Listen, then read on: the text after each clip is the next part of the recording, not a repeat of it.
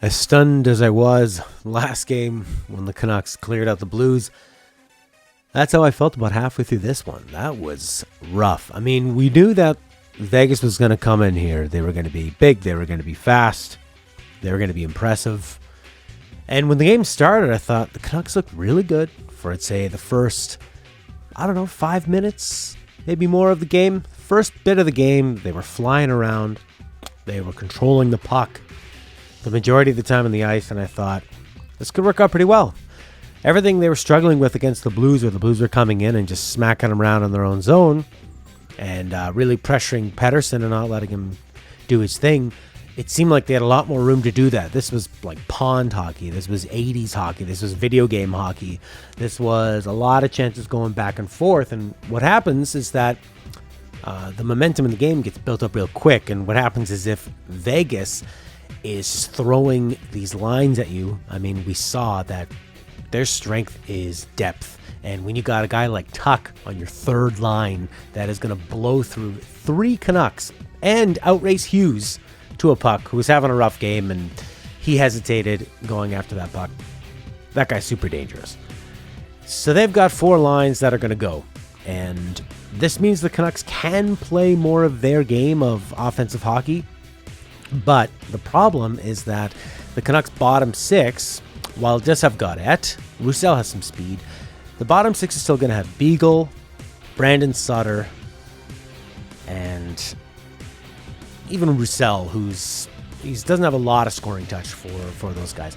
But it's just maybe one too many of those guys down there. So what do you do for your lines? Because what we saw here was that Pettersson had a lot more room. I thought Virtanen actually had some pretty good looks. I thought Gaudette probably had some pretty good looks. And that's probably because he was just not even looked at. I mean, obviously Vegas was keying in on Hughes, and they keyed on Pettersson and Horvat. And they let Gaudette do his thing. And it didn't make a difference on the score sheet, but I did notice him having a lot of room out there. So, yeah, what are you going to do? I think that in terms of lines, what I'd want to see is, I don't want to see Pearson with Pettersson anymore. They have never shown any kind of chemistry, although I love Pearson. I love his shot. I love his defensive ability. But I think Pearson should be with Horvat or on a third line. Because Travis Green trotted out Miller and Horvat and Besser. And while that line did a really good job at shutting O'Reilly down, Vegas is not a one-line team. I mean, they're just going to keep going and going and rolling and rolling. And, I mean, you can try to go out there and shut down one line, but the rest of the team's not going to crumble. The other 3 lines are going to go out there just as hard.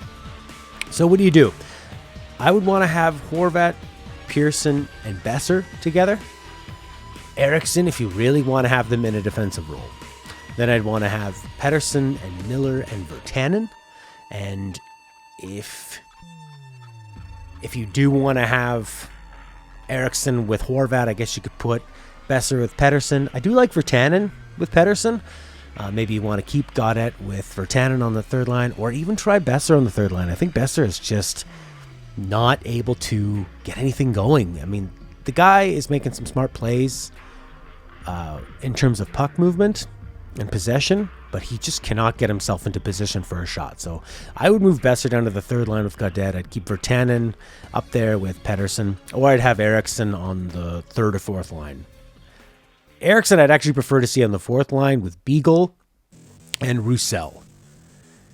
I think Roussel was trying his hardest to get the team going, and I mean, it's pretty unfortunate they ended up with like game misconduct, and I think that the refs at that point, they didn't want the game to get out of hand. They didn't want to have a lot of fights in a game that was basically over, so they just had him sit down. They gave him a timeout. It wasn't a penalty to the team other than the Canucks having to play shorthanded, missing a forward for 10 minutes, but you know, the Knights weren't going to score another goal. It's just kind of, you take the most aggressive Canuck, you make him sit for 10 minutes, and now the rest of the Canucks have to play shorthanded, so it just kind of tires everybody down. The game was over at that point. I'd like to see Mott on the third line with Gaudette, and either, like I said, Virtanen or Besser, even. Or you could have, actually, I guess you'd have to have Sutter on that right wing, because Yeah, I think the right wing, they seem to have the most flexibility. You got to have Beagle on that fourth. Eriksson can play with Horvat or on the fourth line. Virtanen can play with Pettersson or on the third line. Sutter can play in the third line or the fourth line. Mott, I'd like to see on the third line. Roussel down to the fourth. And then Pearson, I guess, is going to have to play with Horvat, and Miller's going to have to play with Pettersson. And now for defense, we saw what they did to Hughes. They just put everybody in on Hughes. That was their number one game plan, and Hughes looked he looked pretty rattled by it, and the rest of his team is not there helping him out. I like Edler when he's not overplayed. I find what happens is when he gets overplayed, he gets a bit tired, and he starts doing those terrible chips out to the sideboards, and the whole team started to become guilty of that because Vegas was just rolling like crazy. Thought Stetch had a pretty strong game. Tanev as well. Fantenberg and Ben, I think, did the best for what they can do. They're really missing Myers right now to have maybe more of a steadying presence. Like if you could have Myers and Edler together, and Myers in charge of getting the puck out of the zone, keep Hughes and Tanev together, and then you'd have Fantenberg and Stetcher. So Fantenberg's more physical guy, and you got Stetcher on the right side who can really move that puck. And that's a pretty strong, solid six. But you can't lament injuries. That's hockey. And the Canucks are usually a lot more banged up than this by the end of the year. And a lot of that has to do with travel, I think. So this is an interesting one because we're seeing a playoffs where there's no travel. So I was thinking about that today. Now, what if the Canucks did win the Cup? Doesn't feel like it now, but, for a little bit, when we knocked off the defending champs, I thought, oh my God, do we have a chance? And they very well could. They very well could come back. I mean, they're probably exhausted. It was just 2 days ago that they had the emotional high and finished a huge battle, a physical, mental, emotional confrontation with the Blues. So they were probably going to come out flat. And they did try to come out quite strong, and they did, but they just couldn't keep up with Vegas. So we'll see what Green does to readjust. So for the defense, I mean, my point there was that it sucks Myers is hurt, but that's hockey, and that's the playoffs, and it's about having guys in your team. It's about having a deep enough roster that you can handle injuries, and it's about having people that aren't injury prone. I mean, it's bad luck when a lot of your key players get hurt at the same time. But when those players get hurt every year, then that's bad management. So what are they going to do next game? I think that we did see some promising things for the Canucks in this game. I think the start was quite good. I think Markstrom, not all those goals were fantastic. I thought that tip one by Stone, no one's stopping that. And then the game just kind of got away from them. I think he's going to have a big bounce back game. There were some moments around in the middle of the game, middle to late, where the Canucks were developing this really cool neutral ice vortex where they sort of swirl around. You've got players moving up on the far side of the boards, players moving back on the near side of the boards. I'm talking from the camera perspective. And that really created a lot of movement for them and gave them a lot of speed when they were entering the zone. And the Canucks had a pretty decent forecheck, and they don't really have to worry so much about the Vegas Knights coming in and smacking them. The big thing you have to worry about is what we saw with Edler and those terrible penalties he was taking. When you have this kind of hockey that is going back and forth, and there's a lot of speed, there was one where Edler took the penalty, he pinched, and then he realized he wasn't going to get control of the puck. The Vegas Knight player was coming towards him. Edler had no movement at all, and he's moving the wrong direction, and he took a stupid tripping penalty to stop him up. Now you're going to get a lot of those kind of penalties when you have so much movement back and forth in this like 80s sort of pond hockey style. There's not a lot of hits. I mean, other than like Ryan Reeves, and actually the Vegas Knights did have a ton of hits, but that's not really their game. What their game is moving like crazy. And you're going to see a lot of sticks. It's going to be more like European hockey. I thought Pettersson had a lot more room this game. A little bit more room to do sort of his Deaky Pete, his magic moves. But he's like he learned in the St. Louis series, that style's not really going to fly in the playoffs. And although he has more room to do it here, and he did have a really nifty pass through a Vegas Knights skates to give. Unfortunately, he sprung Tanev on that one, but it was a really nice pass. That Miller had a pretty decent game. He was strong in the boards. He's a good presence out there, but he was looking. I don't want to say defeated, but he was pissed anyway. At one point, I thought if Miller's looking a little bit downtrodden, we're in trouble. Besser could not get anything going. I actually would prefer to see him on the third line, at least to start off. Let's just go through all of them. Tanner Pearson, I think he was strong defensively. Man, he was livid on the bench when Mark Stone got that tip goal. And he was, he was covering the high D-man that took the shot from Vegas. And he went for a block, but he sort of went too far over to the left. And I think it was that goal. It was whatever goal where he was covering the D-man and it went in. He tried to block the shot, and he was trying his hardest to break his stick on the bench. So I love that compete from Pearson. I like that sort of like playoff warrior mentality that him and Miller bring. Guys that don't want to lose. Speaking of leadership, I really liked how Sutter went over and had a lot of face-to-face time with Hughes when they realized that Hughes was having a bad game. I mean, hockey's about trying to stop the bleeding, stop the bad momentum, and then turn it around. And that veteran stuff is what Benning wanted to have. When he wanted to fill his bottom six with Sutter, Beagle, Roussel, this is exactly what he wanted to get out of it. But Pearson didn't look especially dangerous, and I think a lot of the time playing with Patterson, he's just not going to be dangerous. Horvat, I thought, had a pretty decent game. There were a few moments where I saw him get knocked off the puck in the offensive zone. You'd like to see him be a little more physical, a little like use his size on the forecheck on a smaller Vegas Knights team. Maybe he's just trying to find his groove. Sticking Eriksson with him is... Eriksson is really good defensively, and he's great on the wall, and he usually doesn't make any bad plays, although he took an unnecessary high stick. It was an accident. But I think Eriksson is obviously just dragging Horvat down. I mean, when you look at the goals Horvat got, they were incredible to watch, and they were beautiful, but the reason they were so incredible to watch and beautiful is that the guy has no help. So Eriksson is just slowing this guy down. I mean, if they're going to be a pure shutdown line, sure, put him on there with Horvat and Miller, but I don't think this is going to be the series for that. So I think you shove Eriksson down to that fourth line, and I'd be a lot happier. Third line, Adam Gaudette. Like I said earlier, he looked dangerous. He was winning a few puck battles. He was kind of alarmingly slow at one point near the end of the game. I think he got a little bit exposed.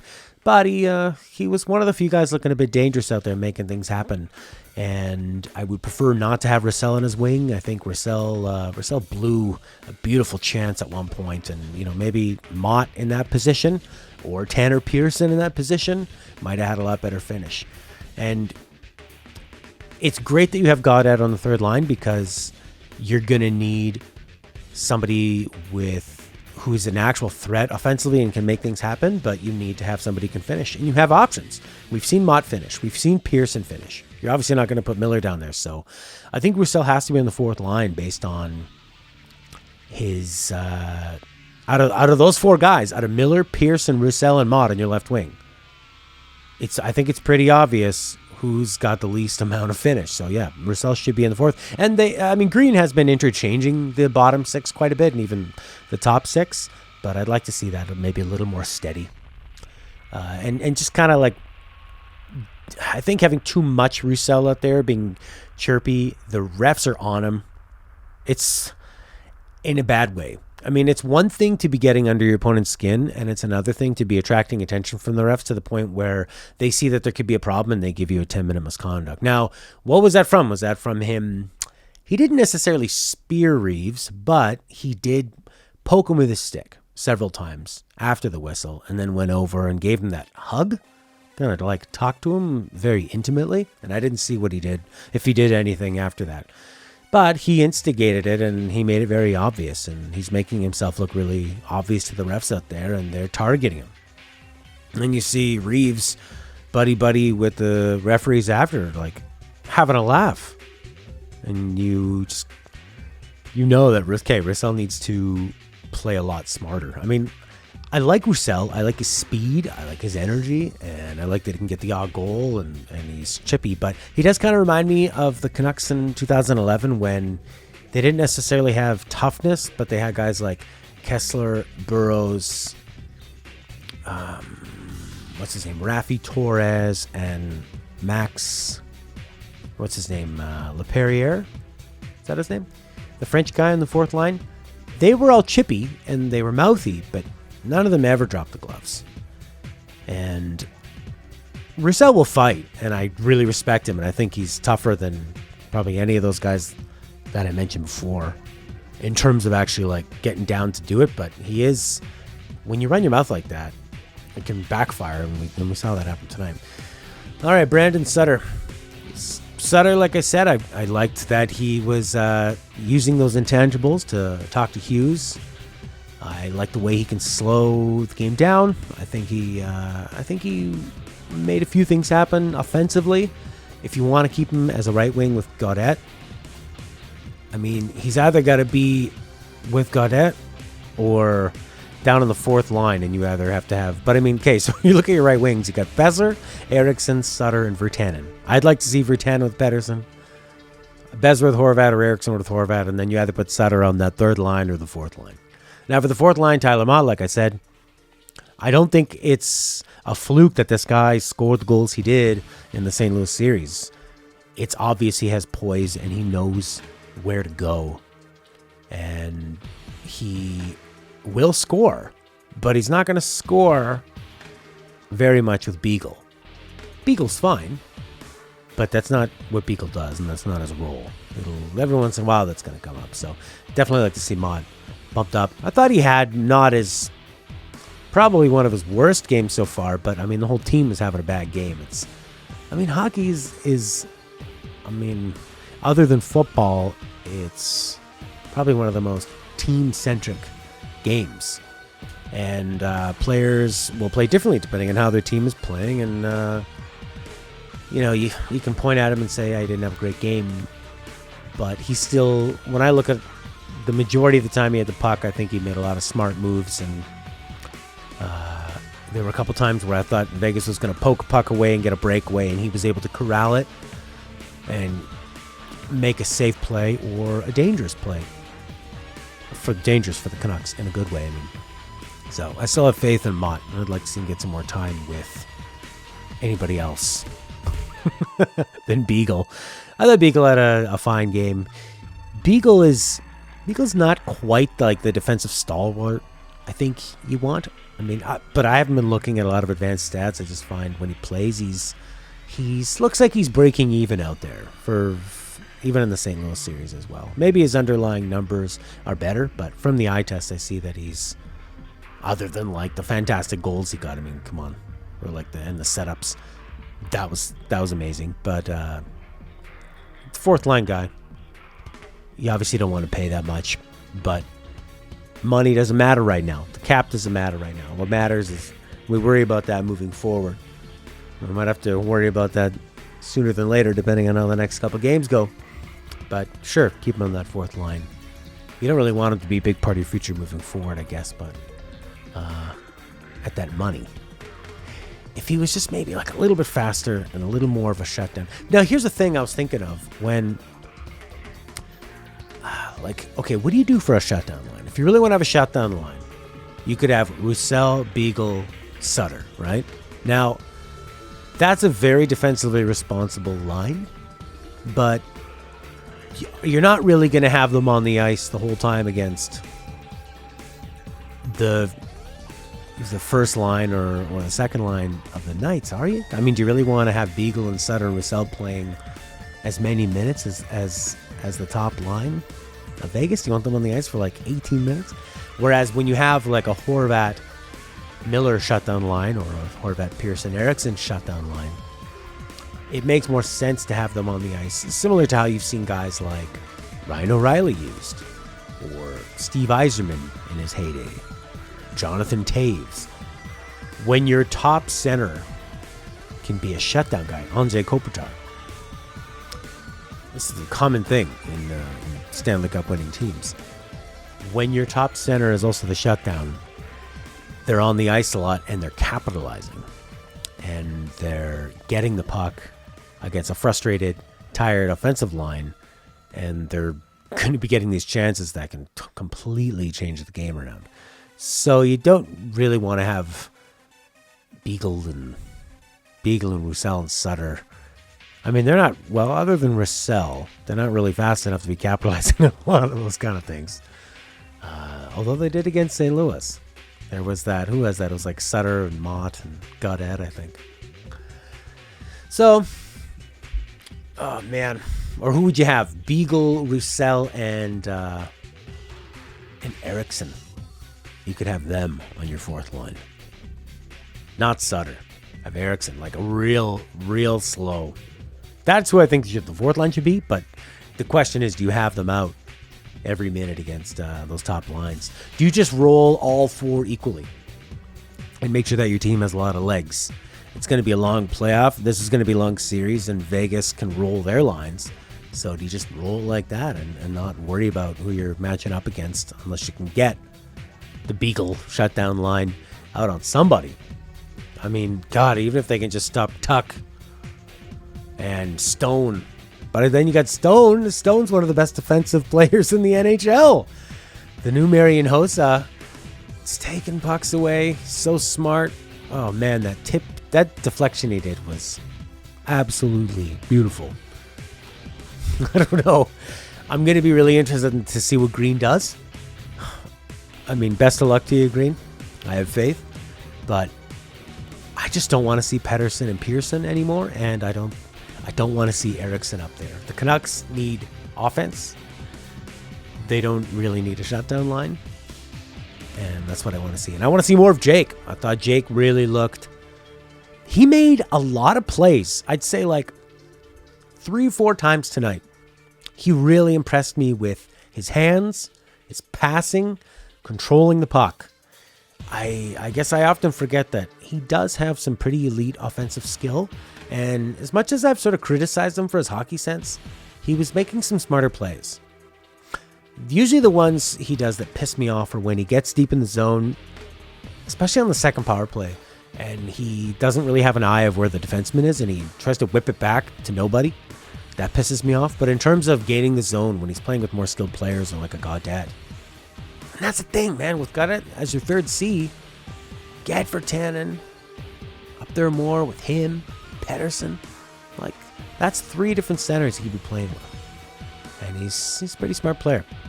He got crossed up a little bit, I think, when he was playing in some moments down in the offensive zone, where you're just kind of watching him and you're like, oh, where Miller had it, and actually I think it was Besser. It was Besser Virtanen.